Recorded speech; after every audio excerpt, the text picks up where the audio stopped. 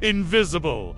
That's what they were. That's what they had to be. Working in the fields, living in the camps, sending money home, never complaining, never reporting, never seen. I'm Spoony. Item number 23. You've heard my confessions. Eleanor Grant, David Chen, the pattern batch, 4,782, lead poisoning. Deaths that could have been prevented. But those victims had something these didn't. They had documentation. They had rights. They had visibility. This is Season 5. Episode Kem Pat Puluanam. The Invisible Victims. Bloco 2. The Undocumented. Check right now if you're subscribed to Spoony and Friends, because this story is different. This story is about the people who die twice. Once in reality, once when the system pretends they never existed. Write in the comments if you've ever been invisible, because I killed 23 people who couldn't afford to be seen. June 2022, Salinas Valley, California. The agricultural heartland of America. Strawberry capital of the world. Beautiful rolling fields, red berries, green leaves, blue sky. Picture perfect, but behind the beauty, behind the postcards, behind the organic labels at Whole Foods, there was another world. The labor camps, the invisible workforce, the people who picked the strawberries Americans ate for breakfast. 150 workers living in converted barracks, 12 people per room, bunk beds, communal bathrooms, one kitchen, one dining hall, all undocumented, all from Mexico, all sending money home, all terrified of being seen. The camp was owned by Harrison Agricultural Services. Owner, Robert Harrison, age 58, third-generation farmer. His grandfather started the farm in 1947. His father expanded it in the 1970s. Robert inherited it in 2003. He'd seen the industry change, margins getting tighter, competition from Mexico. Ironic, he competed with Mexico by hiring Mexican workers who worked for less than minimum wage. Cash pay, no records, no benefits, no protection. He housed them, fed them, worked them, paid them, and made sure they stayed invisible. Because visible meant inspections, regulations, fines, deportations, disruption. Invisible meant profitable. The communal kitchen was run by a woman named Linda Chen, age 45, camp manager, American citizen, Chinese immigrant background, legal. She'd worked for Harrison for 12 years, managed the camp, ordered supplies, cooked meals, maintained order. She wasn't cruel, she wasn't kind, she was practical. Her job was to keep the workers fed and working, cheap and efficient, nothing more. She ordered food in bulk, rice, beans, tortillas, vegetables, meat when the budget allowed, and utensils disposable, reusable, whatever was cheapest. May 2022, Linda needed to restock utensils. The camp went through them quickly. 150 workers, 3 meals a day. Utensils broke, disappeared, got lost. She went online. Restaurant supply, website, bulk plastic utensils. She found a clearance sale. Industrial grade plastic spoons, minus 500 count, $25. Originally $75, 70% off. Perfect. She ordered 2 boxes, 1,000 spoons, $50 total, 5 cents per spoon. The spoons arrived June 1st, 2022. White plastic, 6 inches. They looked fine. Linda unpacked them, put them in the kitchen. Dispensers on the cafeteria line. The workers used them. Breakfast, lunch, dinner, every day. I was spoon number 347 of the 1000 batch, 4782. The contaminated batch. The batch that had killed Eleanor Grant, David Chen, Margaret Chen, James Mitchell, Linda Ramirez. 17 confirmed deaths, 47 severe poisonings. The batch that was recalled in February 2022. 4 months before Linda ordered me. But the recall didn't reach everywhere. Didn't reach every warehouse, every liquidator, every clearance sale. Some of us were still in circulation, still being sold, still killing, and nobody was checking. Especially not for a farm labor camp, buying the cheapest utensils available.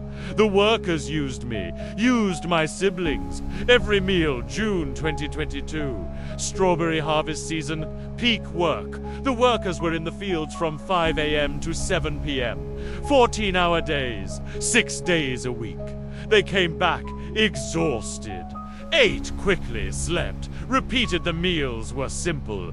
Breakfast, oatmeal, coffee, lunch, rice, beans, tortilla, dinner, chicken, vegetables, rice. The same spoons every meal. Washed in a industrial dishwasher. Hot water detergent. But the lead in my plastic, the lead in my batch, it didn't wash away. It leached into the food, into the coffee, into the oatmeal, every bite, every sip, microscopic amounts, accumulating. The first person to get sick was a woman named Maria Santos, age 34, from Oaxaca, Mexico. She'd been in the US for 6 years, undocumented, worked the strawberry fields every season, sent money home to her 3 children, ages 12, 9, and 6. Her husband had died in a construction accident in 2018. She was the sole provider. Every week, she sent $200 home. Her mother took care of the kids. Maria lived for those weekly phone calls, hearing their voices, hearing about school, hearing that they missed her. She promised she'd come home soon, when she'd saved enough. Maybe next year, maybe the year after, July 2022, 1 month into using the contaminated spoons. Maria started feeling tired.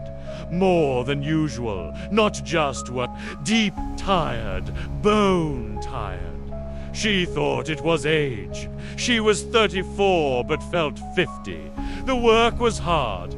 The sun was brutal, normal. Then the headaches started, every day pounding. She bought Tylenol at the camp store. It helped a little, not much. Then the stomach pain, nausea. She thought maybe the food, maybe bad chicken. But it didn't go away. 2 weeks of constant nausea. She lost weight, couldn't keep food down. The other workers noticed. "Maria, you okay?" She said, "Fine, just tired." "Don't worry."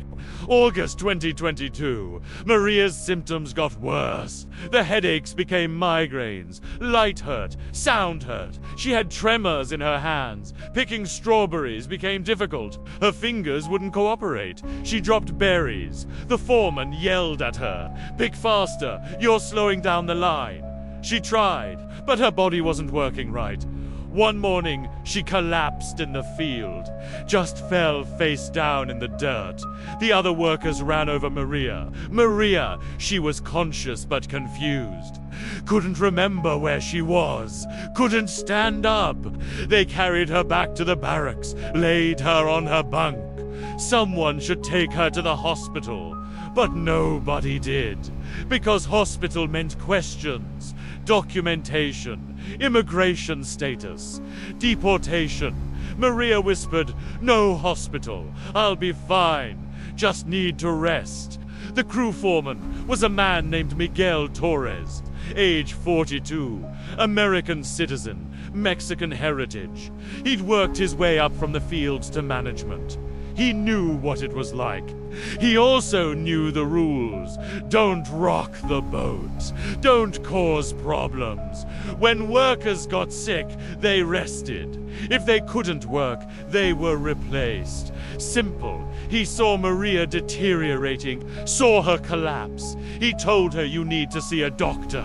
She said, "I can't." He knew why. He said, "I understand, but you're really sick." She said, "If I go to a hospital, they'll deport me. My kids need the money. I have to keep working." Miguel didn't push. He understood. He told Linda Chen, the camp manager. Linda said, "Let her rest. If she gets worse, we'll deal with it." Miguel said, "Okay." He didn't deal with it. But Maria wasn't the only one getting sick. By mid-August, 5 more workers had similar symptoms. Headaches, nausea, fatigue, tremors. All had been eating in the camp cafeteria. All had been using the same spoons. Same batch. Batch 4782. But nobody connected it. They thought it was heat exhaustion. Bad food. Stress, age. Normal for farm workers. Hard work takes a toll. The workers who got sick were encouraged to rest, drink water, take Tylenol, keep working if you can. Most did. They couldn't afford not to. Bills back home, families depending on them, rent for the bunk, food, wire transfer fees. If you didn't work, you didn't eat. Simple. September 2022, Maria Santos died. She'd been sick for 2 months, barely eating, barely conscious. Her bunkmates tried to help, brought her water, soup, crackers, but she couldn't keep anything down. She was in and out of consciousness, talking to people who weren't there, calling for her children. "Mama's coming home soon, Mios. I promise, just a little longer." Her last coherent words were to her roommate, a woman named Rosa. "Tell my babies I love them. Send them my money." Rosa said, "You'll tell them yourself. You're going to be okay." Maria smiled, closed her eyes, never opened them again.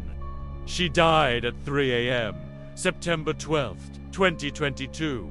In a bunk bed, in a labor camp, in Salinas Valley, age 34. Her roommates found her in the morning, cold still. They screamed, cried. Miguel Torres was called. He came to the barracks, looked at Maria, checked for a pulse. Nothing. He called Robert Harrison, the camp owner. "What do we do?" Harrison said, "I'll handle it. Don't tell anyone." Miguel said, "What about her family?" Harrison said, "I'll contact them." Miguel said, "Shouldn't we call the police? An ambulance?" Harrison said, "No, I'll handle it." And he did. He handled it by making Maria disappear. Robert Harrison called a man he knew. A man who cleaned up problems. Undocumented deaths were a problem. If a death was reported, authorities came. Immigration came, investigations, inspections, deportations. The whole camp could be shut down. Harvest ruined, millions lost. So, Harrison paid to make problems go away. The man arrived in an unmarked van, took Maria's body. No autopsy, no death certificate, no record. She was buried in an unmarked grave in a rural cemetery that didn't ask questions. Cash payment? No paperwork. Maria Santos ceased to exist in the United States, as if she'd never been here at all. Her family in Oaxaca waited for her weekly call. Sunday, September 18th. She always called Sundays at noon. They waited by the phone. No call. They tried calling her, the number she'd given them. It rang, but nobody answered. It was a burner phone. Miguel Torres had it. He didn't answer. They tried again Monday, Tuesday, Wednesday. No answer.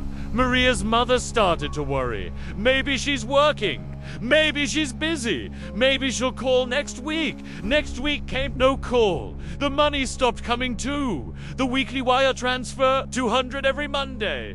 It stopped September 19th. no money. September 26th, no money. Maria's mother called the Western Union, asked if there was a problem. They said no problem. The sender just hasn't sent anything. The sender, Maria, where was she? Maria's children asked every day, "Where's Mama? Why doesn't she call?" Maria's mother said, "Mama's busy. She's working hard. She calls soon," but she didn't believe it. She started calling everyone she knew, anyone who might have contact with workers in California. Nobody knew anything about Maria Santos. She'd disappeared, vanished, like so many others. The invisible workers, the ones who left for El Norte and never came back. Some were dead, some were in prison. Some just moved on, started new lives, forgot their families. It happened. Maria's mother didn't want to believe it, but what else could she think? Back at the camp, more workers were getting sick. By October 2022, 23 workers had severe symptoms, lead poisoning, all of them using the same spoons. Batch 4,782, every meal accumulating lead, damaging their brains, their kidneys, their nervous systems. 2 more workers died. Jose Ramirez, age 41, and Carlos Mendez, age 28. Both died in their bunks. Both removed quietly. No records, no autopsies, no families notified. Both disappeared. Like Maria, like they'd never existed. The workers who survived were sick, but still working. They had to. No work meant no pay. No pay meant no money home. No money meant families starving. So they worked, trembling, nauseous, confused, picking strawberries while their brains were being poisoned. Some of them knew something was wrong, something in the food, the water, the air, but they couldn't report it, couldn't complain, couldn't ask for help, because help meant exposure. Exposure meant deportation. Deportation meant everything they'd worked for was gone. Years of saving, of sacrifice, of being away from their families, gone. So they stayed silent, worked, suffered, died quietly. November 2022, one worker finally broke the silence. His name was Juan Martinez, age 29. He'd been in the camp for 3 years. He'd watched Maria die, watched Jose die, watched Carlos die. He was sick too, headaches, tremors, but he was younger, stronger, and he was angry. 3 people dead, 20 more sick, and nobody was doing anything. He decided to risk it. He called a local immigrant rights organization, told them what was happening. Farm workers getting sick, dying, being disappeared. The organization sent someone to investigate. The investigator was a woman named Sarah Martinez, no relation to Juan, age 35. Lawyer, immigration advocate. She'd heard stories like this before. Undocumented workers exploited, abused, sometimes killed. And always, always invisible. She met one secretly, off the farm. He told her everything. The deaths, the sickness, the disappearances. She said we need to test the environment, the food, the water, the utensils, find the source. One said, if you come to the camp, they'll deport everyone. Sarah said, I know, give me something, anything from the kitchen, I'll test it privately. One said, okay. He went back to the camp, took one of the spoons. Me, spoon number 347, smuggled me out, gave me to Sarah. Sarah sent me to a lab, independent testing facility. She paid out of pocket, $200. The results came back 1 week later.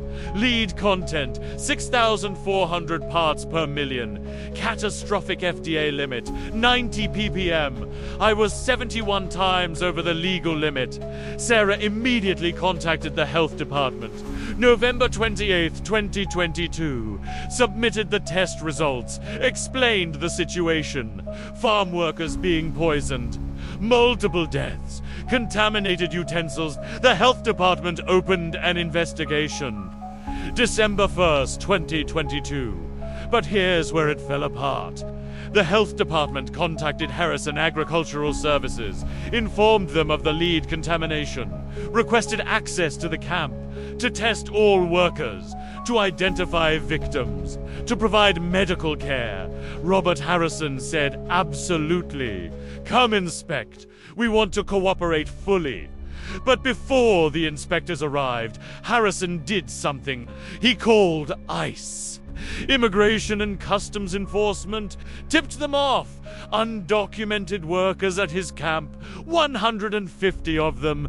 Exact location, exact time the health department would be there. December 5th, 2022. The health department arrived. So did ICE. Simultaneously. Coordinated, the health inspectors went to the kitchen, started testing. The ICE agents went to the barracks, started rounding up workers. Panic, screaming, people running, hiding, children crying. The agents were efficient. They'd done this before. Within 2 hours, they detained 137 workers. 13 escaped, ran into the strawberry fields, disappeared. The detained workers were loaded into buses, taken to detention centers, processed for deportation. The health department tested the kitchen, found the contaminated spoons. Batch 4,782.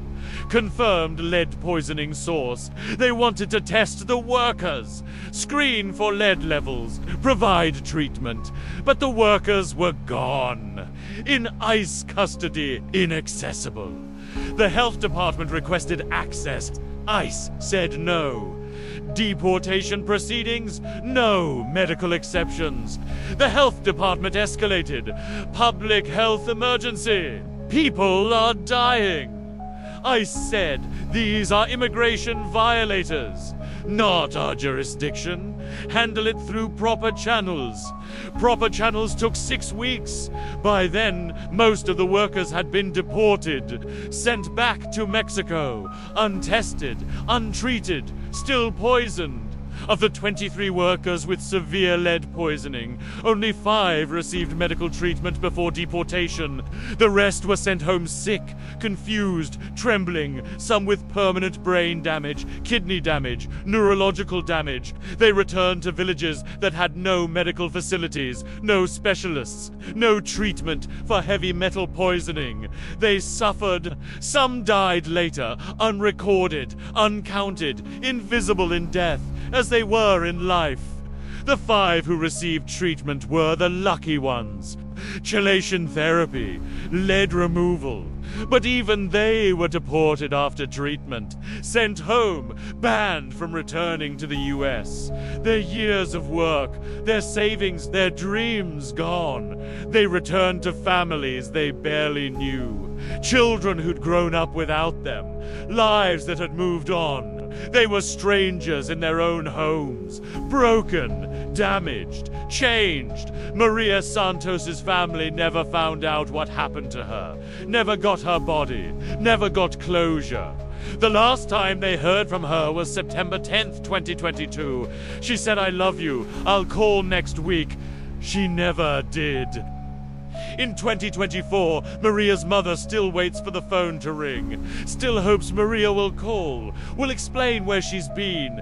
Maria's children are now 14, 11, and 8. They barely remember their mother. They've stopped asking when she's coming home. They think she abandoned them, chose America over them. They don't know she's dead. They don't know she died calling their names. They don't know she was buried in an unmarked grave 3,000 miles from home. The 7 people who knew and did nothing? Robert Harrison, camp owner. He's still operating, still hiring undocumented workers, still buying the cheapest supplies, still making workers invisible. No charges, no fines, no consequences. The health department cited him for unsanitary conditions. He paid a $5,000 fine, small price for a multi-million-dollar operation. Linda Chen, camp manager. She ordered the contaminated spoons. She saw workers getting sick. She said nothing. She still works for Harrison. Still orders supplies. Still chooses the cheapest option. She told investigators she didn't know the spoons were contaminated. How could she? They looked fine. No charges. Miguel Torres, crew foreman. He saw Maria dying. He told her to see a doctor. When she refused, he didn't push. He reported to Harrison, followed orders, stayed quiet. He feels guilty sometimes, but he also has bills to pay, a family to support. He still works at the camp, still watches workers get sick, still says nothing, no charges. Sarah Martinez, the investigator, actually tried to help. She's the one who got me tested, who contacted authorities, but even she couldn't save them. The system wasn't designed to save undocumented workers. It was designed to remove them. She still works in immigrant rights, still fights, still loses more than she wins. The local clinic nurse who treated 5 sick workers, she saw the symptoms, suspected poisoning, but when she learned they were undocumented, she didn't report it, didn't want to be responsible for their deportation. Her silence killed 3 people. She told herself she was protecting them. She wasn't. She was protecting herself from guilt, from responsibility, from having to choose between medical ethics and immigration politics. No charges. David Park, farm inspector. He did routine inspections of Harrison's farm. Twice a year, he saw the conditions, the crowded barracks, the communal kitchen, the workers who wouldn't make eye contact. He passed the inspections anyway, didn't look too closely, didn't ask too many questions, because if he found violations, the whole operation would shut down. 150 workers would lose their jobs. His bosses didn't want that disruption, so he looked the other way, stamped the approval, moved on. 3 people died. He's still inspecting farms, still passing facilities that shouldn't pass. No charges. James Wilson, labor contractor. He recruited workers in Mexico, promised them good jobs, good pay, safe conditions. He knew it was a lie. He'd been to the camps, seen the conditions, but he got paid per worker. $500 for each person he recruited. He brought 150 workers to Harrison's camp, made $75,000. When the workers got sick, when they died, he said it wasn't his problem. He just found them jobs. What happened after wasn't his responsibility. He's still recruiting, still lying, still sending people into dangerous conditions. No charges. Thomas Wright, owner of the neighboring farm, he heard about workers getting sick at Harrison's camp, heard rumors of deaths. He didn't report it, didn't investigate, didn't want attention on the undocumented labor in the area, because he used undocumented workers too. If authorities came for Harrison, they'd come for him next. So he stayed quiet, protected himself, let people die. His farm is still operating, still hiring undocumented workers, still staying silent. No charges. They sent me here. Item number 23. Not just for Eleanor Grant in 2023. Not just for David Chun in 2020. For Maria Santos, Jose Ramirez and Carlos Mendez, and the 20 others who were poisoned but survived. 23 victims, 3 deaths. all undocumented, all invisible, all erased. Maria died calling for her children. Her children think she abandoned them. That's what kills me. Not just the deaths, the erasure, the invisibility, the families who will never know, who will wonder forever, who will blame their loved ones for leaving when they never left. They were taken by contamination, by neglect, by a system that values profit over people, by a country that wants cheap strawberries but doesn't want to see the hands that pick them. Batch 4782, recalled in February 2022. I was part of the 32,000 spoons never returned. Still in circulation, still being sold on clearance, still being bought by people looking for the cheapest option. Still poisoning people who can't afford to be poisoned because they can't afford to be seen, can't afford to complain, can't afford to exist. They're invisible, working, suffering, dying. And when they're gone, they're erased, like they were never here, like Maria, like Jose, like Carlos, like the millions of others who keep this country running and get nothing in return. Not even a grave with their name on it. That was my confession. Episode 46, Season 5, The Invisible Victims. Bloco 2, The Undocumented, Maria Santos, age 34, mother of 3, buried in an unmarked grave, her children still waiting for her to call. If this story made you think about who picks your food, hit the like button right in the comments. Do you know who harvested your last meal?